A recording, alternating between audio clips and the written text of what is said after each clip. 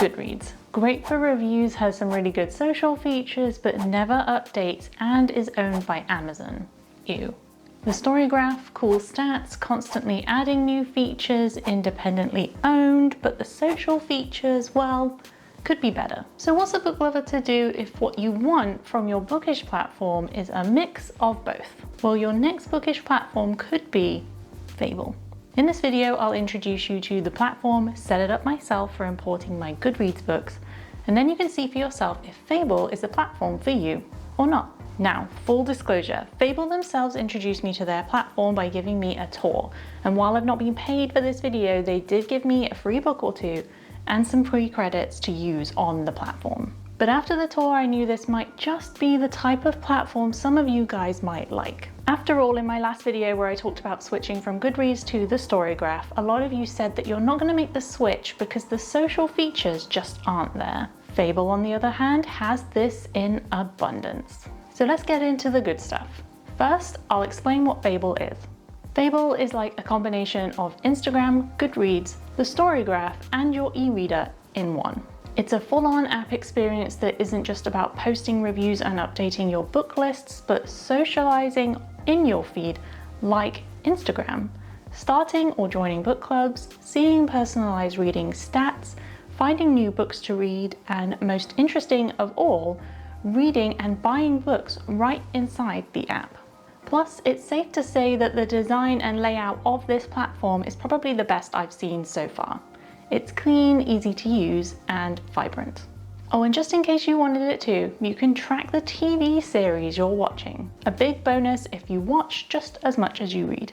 Okay, so just before we look into some of these features in a little more detail, let's go back in time and I'll take you with me while I import my Goodreads books and get them set up in Fable. If you already have a Goodreads account and you want to transfer over all your books, lists, reviews, and stuff into your Fable account, you can.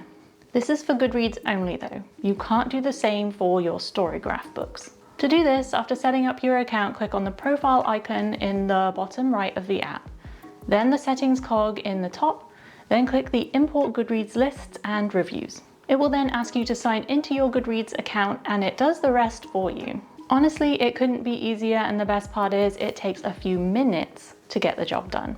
Very nice. One thing I did notice for me though was that my DNF books didn't transfer over quite right. I had to manually add them to my list and that took a little bit of time, but that's okay.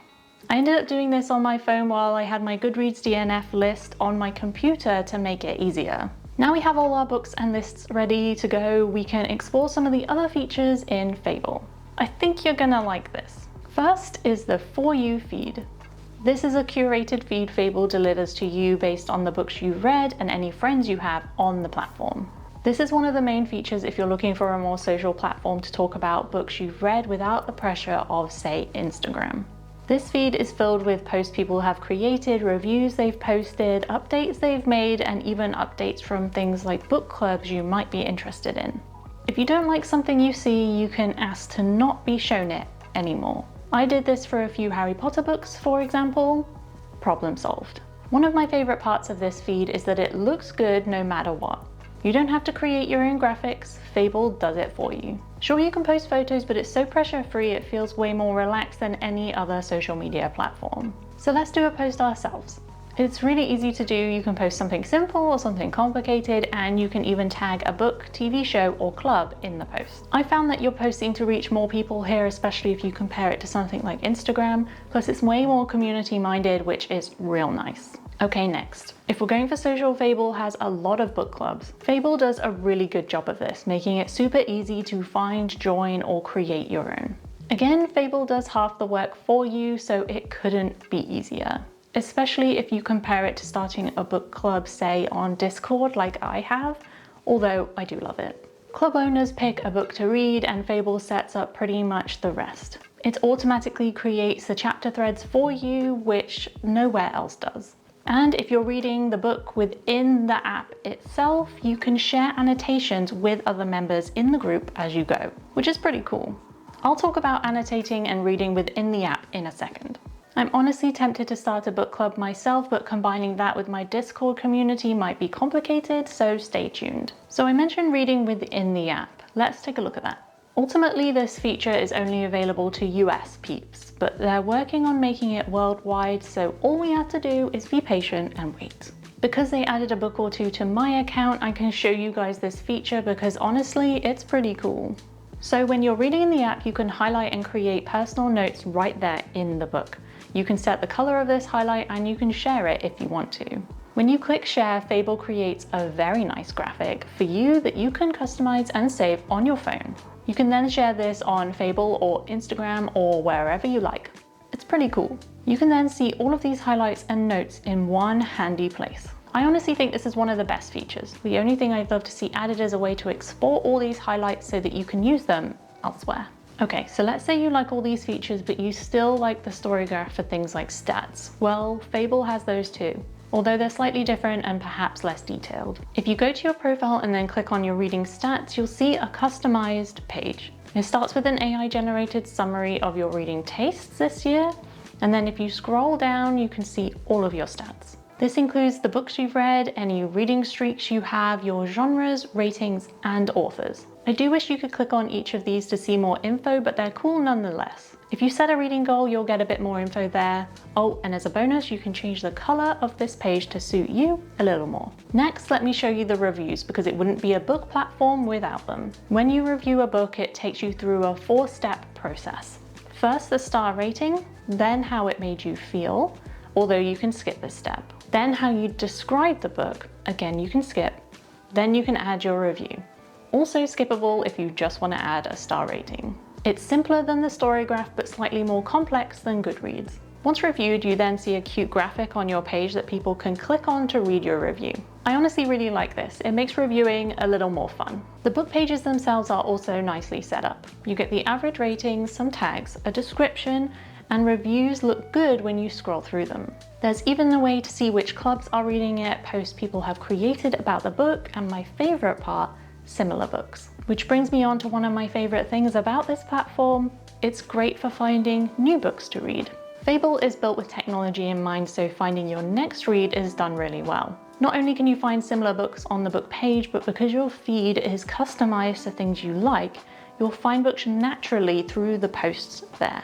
If you click Explore, it will give you recs, featured lists by well-known names, and more. I only wish it would show you by filling in the little tab for the books you already have on your list, just to make it easier to see what you already have read and what you haven't. Plus, you can use their Scout AI chatbot to find something super specific if you want to. All these in combination means you're way more likely to find new and exciting books through Fable than on any other platform, in my opinion anyway. Alright, so those are just some of the features I really like on Fable, and honestly, I could keep sharing. But you might be wondering, what do I actually think? Like, what do I really think? You know? Well, I'll tell you this. Fable as a platform is a lot of fun. One of those things you need to try for a while to really get into it. But I really like it. It feels relaxed, but exciting at the same time. It feels like what Instagram used to feel like. Just a bunch of bookish people reading and loving on books. Not that Instagram doesn't feel like that now, but when harsh algorithms get involved, it makes it difficult to actually interact in a fun way without the pressure. Fable gives you the freedom to use the platform however you want. You can just post reviews like normal, or you could also create posts, join book clubs, track your reading streaks, and just have a lot of fun. I'm going to keep using the platform, and if you're interested, I might do some more videos on it in the future. There are a few things though that I think Fable could do to improve. I've already mentioned a few in this video, but here are a few extras. One, I would love to see some kind of roadmap, a way for us to see what features are coming to the platform in the future. The StoryGraph does this, and in terms of transparency, I think it's really fantastic. Two, I would love for them to add content warnings to the books pages. I'm not sure how they would actually do this, because although they do kind of ask for content warnings when you're putting a review together, it's not a lot, and so I'm not sure how they would add them to the page, but I know that it would be beneficial for readers. 3, I would love to be able to filter through reviews on the book page to see the reviews that are 1 star, for example, or 5 stars. And a breakdown of how many people have given which star ratings for the book would be amazing. Goodreads does this pretty well. 4, when writing a review, it would be useful to be able to remove books from lists as well as add them to lists. Otherwise you have to go in and manually do it, which can take some time, or sometimes I just forget and then my lists are messed up. So there we have it, another Goodreads alternative that has all the social features you may have been looking for. But you tell me, has this convinced you, or is it still lacking in features you're looking for in your book platform? I would love to know, so leave me a comment. Thank you so much for watching, and I will see you next time.